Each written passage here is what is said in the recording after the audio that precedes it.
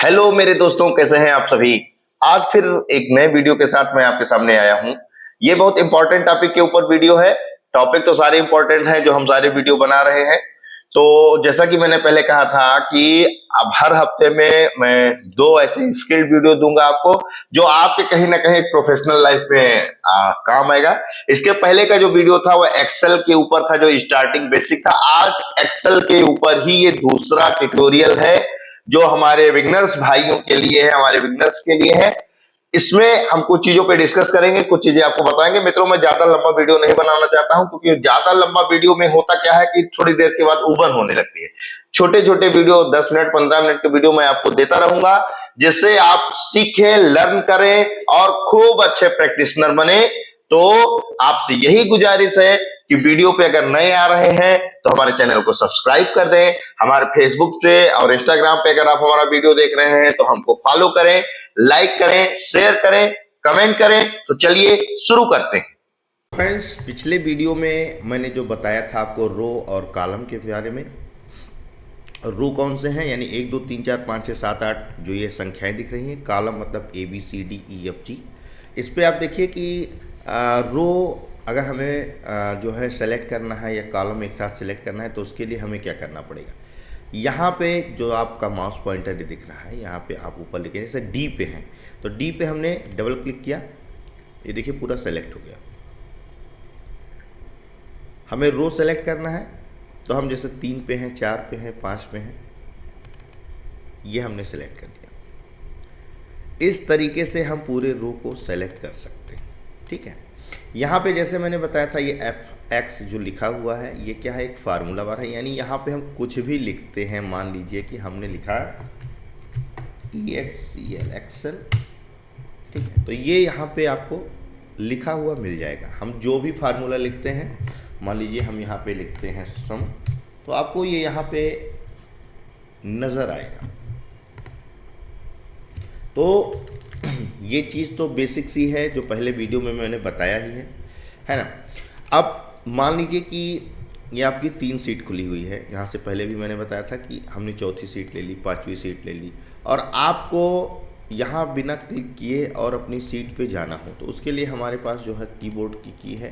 Control के साथ हम अगर पेज अप पेज डाउन की प्रेस करते हैं, यानी कि कंट्रोल हमने अपने कीबोर्ड में प्रेस किया और पेज डाउन किया, देखिए सीट नंबर 2 पे सीट नंबर 4 जो यहाँ पे पहले से सेलेक्टेड है, ये हम रीनेम भी कर सकते हैं।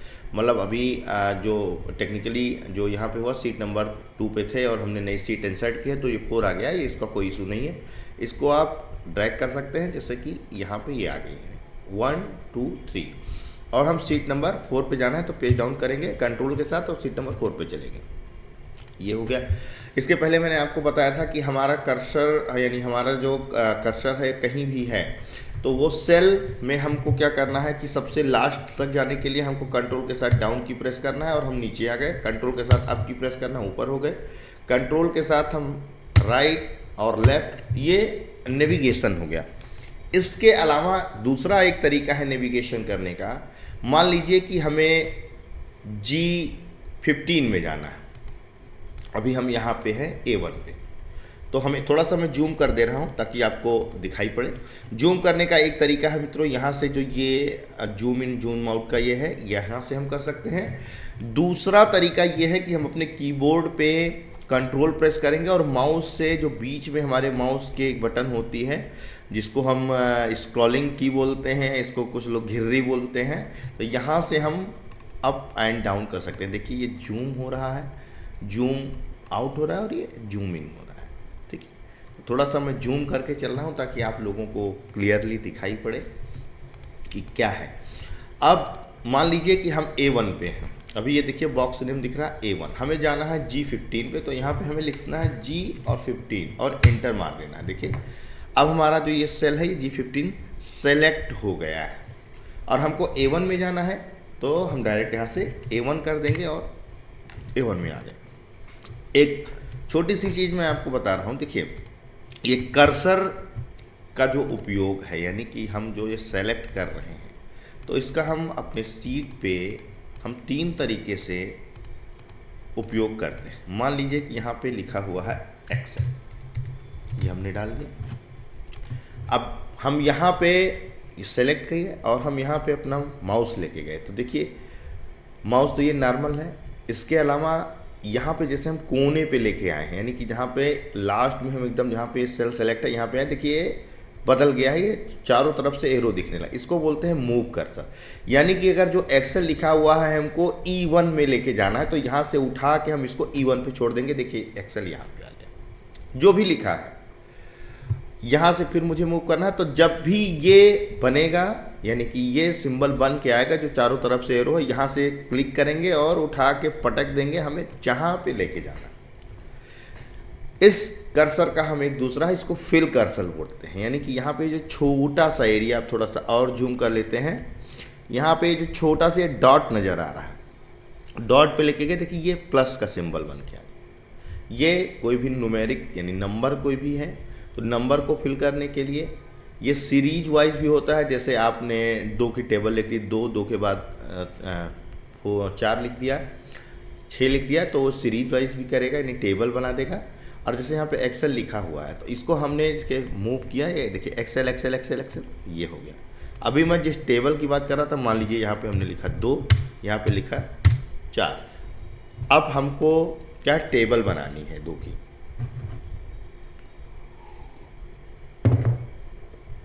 2 की टेबल बनानी है, हमने सेल सेलेक्ट की और एक बार हम यहीं पे जब ये निशान बना रहे, यानी ये बड़ा वाला प्लस का निशान बना रहे, तो हम ये 4 तक लेके आएंगे और सेलेक्ट करेंगे। यानी कि हम एक्सेल को ये समझाना चाहते हैं मैं करना क्या चाह रहा हूँ। अब एक्सेल को ये समझ में आया कि 2 के बाद हमें 4 करना है, 4 के बाद हमको 6 करना है। फिर हम यहाँ पे आएंगे, ये प्लस का जब निशान बनेगा और यहीं से हम नीचे ड्रैग कर देंगे और ये आपके सामने 2 की टेबल तैयार होगी। ऐसे ही अगर हमें 100 तक की गिनती करनी है, तो 1 किया हमने, फिर 2 किया हमने। अब ये सीरीज समझ गया, यहाँ पे सेलेक्ट करने के बाद एक्सेल ये समझ गया कि हमें चाहिए क्या। अब यहाँ से 1 की सीरीज में, यानी 1 2 3 4 5, मान लीजिए ये 10 तक की मैंने गिनती आपके सामने ला दी। ऐसे ही आप कैलेंडर बना रहे हैं, तो आप यहाँ पे जैन करेंगे और यहाँ पे आप फरवरी करेंगे। अब ये यानी कि G1 और H1 को आप ऐसे सेलेक्ट कर लेंगे और यहाँ पे आप जैसे ही प्लस का निशान बनेगा, आप इसको मूव करेंगे और आप अगले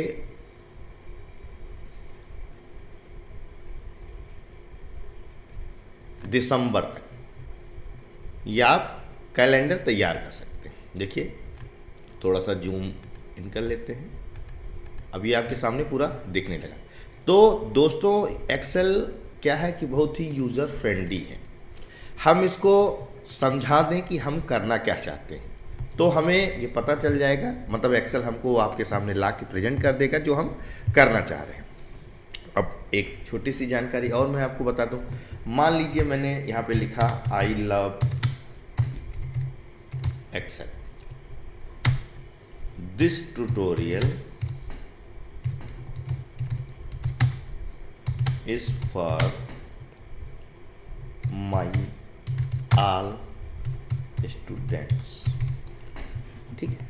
अब ये देखिए, यहाँ बहुत लोग ऐसा करते हैं जो नए हैं, वो क्या करेंगे कि यहाँ से छोड़ के फिर यहाँ से कोई एडिटिंग शुरू किए, फिर यहाँ पे कुछ भी लंबा है। तो एक्सेल में क्या है कि हमें ये चीज़ एक्सेल को कहनी है कि ये जो लाइन लिखी हुई है एक ही सेल में आ जाए।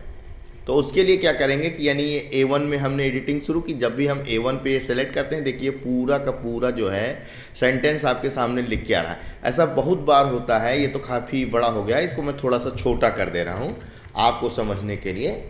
ठीक है, यहाँ तक मैंने, देखिए ये चीज़ है यहाँ तक। ऐसा बहुत बार होता है जब आप कोई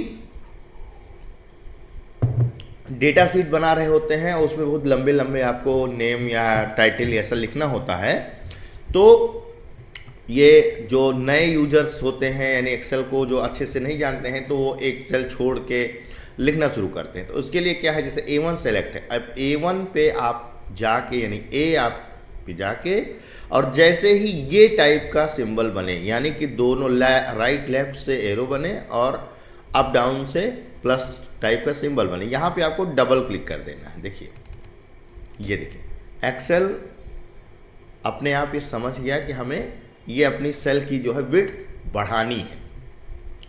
अगर मान लीजिए कि इससे हम कोई बड़ा कुछ भी लिखते हैं,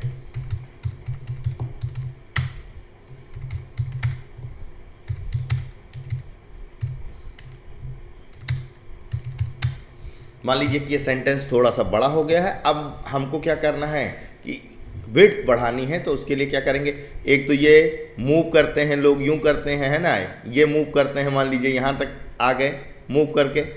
एक तो तरीका ये है, लेकिन ये गलत तरीका है। जितनी भी सेंटेंस की विड्थ है उतना ही बड़ा सेल होना चाहिए। उसके लिए हमें यहाँ पे क्या करना है, डबल क्लिक करना है और हम वहाँ पे पहुँच जाएंगे, यानी कि विड्थ उतनी चौड़ी अपने आप को बाय डिफ़ॉल्ट सेलेक्ट कर लेगा। इसके अलावा यहाँ पे मित्रों मैंने आपको पहले बताया था कि ये चीज़ें हैं जो ये टैब्स हैं, इसमें अलग अलग फार्मूले हैं जिसको हम कस्टमाइज कर सकते हैं। जैसे नॉर्मल उस पर आप देखिए एक्रोबैट हो सकता है बहुत सारे उस पर एक्सेल में ऑप्शन ना आए। उसके लिए क्या करते हैं, कहीं भी जाके ऐसे हम राइट क्लिक करते हैं और यहाँ पे देखिए customize quick access toolbar लिख के आ रहा है। यहाँ पे हमने ये कर लिया।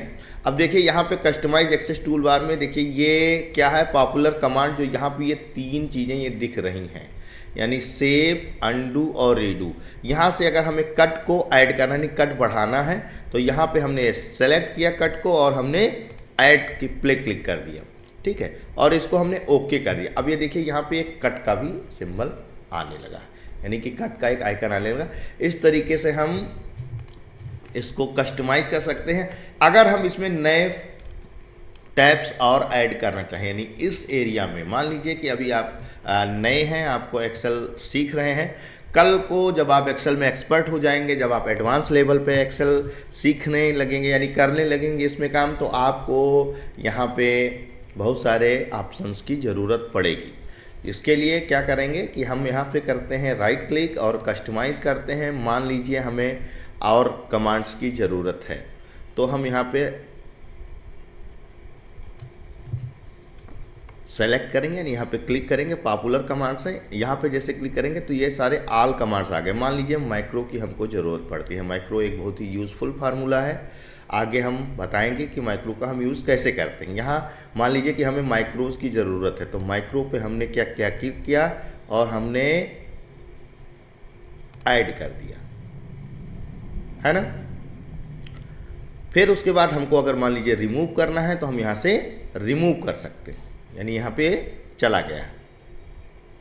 तो ऐसे ही हम बहुत सारे ऑप्शंस को यहाँ टैब पे ला सकते हैं और उनको रिमूव कर सकते हैं। और ऑप्शन के अंदर जो उनके सब ऑप्शन होते हैं, यानी कि माइक्रोज़ के अंदर जो भी ऑप्शन होंगे, मान लीजिए कि यहाँ पे हम इंसर्ट या डाटा, ये तो सारी चीज़ें आपको दिख रही हैं। आपको चार्ट टूल है तो चार्ट टूल के अंदर ये सारे ऑप्शन हैं, तो चार्ट टूल के अंदर ये सारे ऑप्शन हैं तो उनको हमें सेलेक्ट करना है, ऐड करना है, जिनको नहीं करना है उनको हमें रिमूव करना है।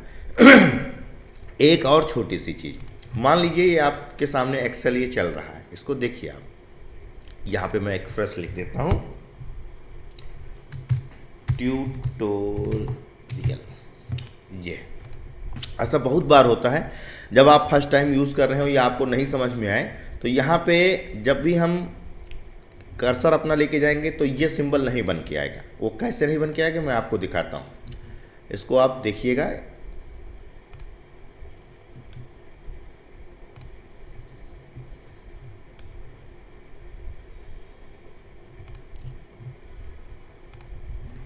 अब देखिए यहाँ पे जब हम अपना माउस लेके आए यहाँ पे, तो वो आपके सामने सिंबल नहीं बन के आ रहा है, यानी कि मूव कर्सर नहीं आ रहा है, फिल कर्सर नहीं आ रहा है। अब आप नए हैं, आप सोचेंगे अरे तो हमको तो ट्यूटोरियल में ऐसा बताया गया, यहाँ पे तो ऐसा हो रहा है। तो इसके लिए आपको घबराने की ज़रूरत नहीं है दोस्तों।